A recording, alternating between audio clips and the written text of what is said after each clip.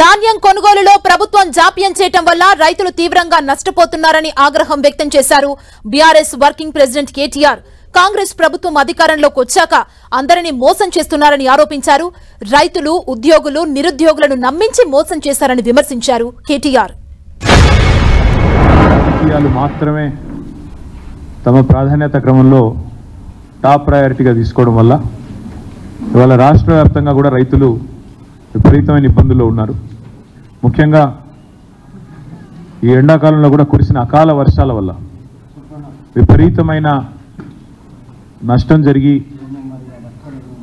ఈరోజు కష్టాల కడగళ్లలో రైతులున్న మాటను ప్రభుత్వం గత నెల రోజులుగా రాజకీయాలు మాత్రమే చేస్తూ పట్టించుకోలేదు. చాలా చాలా దయనీయమైన పరిస్థితి. హమాలీల కొరత ఉంది, ధాన్యం బస్తాల కొరత ఉంది, ధాన్యం కొనుగోలు చేసే నాతుడు లేడు.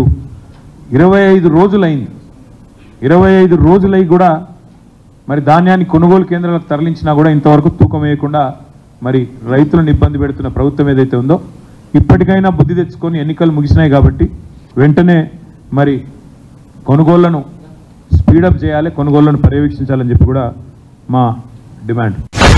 ఇవాళ రేవంత్ రెడ్డి గారు ఎంత పచ్చి మోసం చేస్తూ ఉన్నారంటే కేసీఆర్ ప్రభుత్వం ఇచ్చిన 30,000 ఉద్యోగాలు కూడా నేనే ఇచ్చినానంటూ అసలు ఒక్క నోటిఫికేషన్ ఇవ్వకుండా ఒక్క పరీక్ష కూడా కండక్ట్ చేయకుండా 30,000 ఉద్యోగాలు నేనే ఇచ్చినానని ముఖ్యమంత్రి గారు బొంకుతుంటే, పచ్చి అబద్ధాలు చెప్తుంటే పత్రికల్లో, టీవీలలో నిజంగా నవ్వాలో ఏడవాలో తెలియని పరిస్థితి.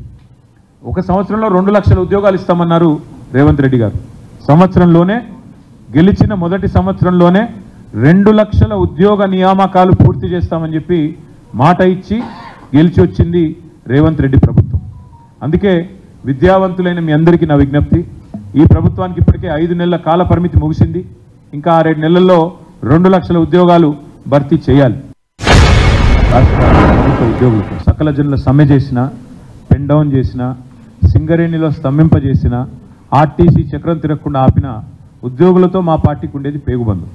అందుకే ఎన్నడూ కూడా మేము ఉద్యోగుల పట్ల కుదిరితే ప్రేమపూర్వకంగా వ్యవహారం చేసిన తప్ప ఎన్నడూ నిందించలేదు. ఇవాళ రేవంత్ రెడ్డి తన అసమర్థతను, తన ప్రభుత్వ చాతగాంతనాన్ని కప్పిపుచ్చుకోవడానికి విద్యుత్ సంస్థ ఉద్యోగులు నిందిస్తారు.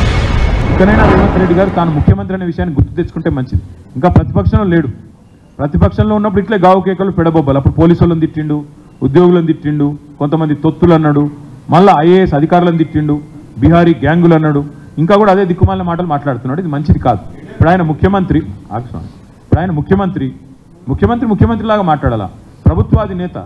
ప్రభుత్వాధినేత తన కింద పనిచేసే వాళ్ళని తానే నమ్మకపోతే, తన పరిధిలో పనిచేసే ప్రభుత్వ ఉద్యోగులను తానే నమ్మకపోతే, ప్రభుత్వ ఉద్యోగులను తాను గుర్తించకపోతే దారుణం. నిన్న నారాయణఖేడ్లో నేను చూస్తూ ఉంటాను. నిన్న నారాయణఖేడ్లో టీచర్ల మీద లాఠీచార్జ్ చేస్తారండి.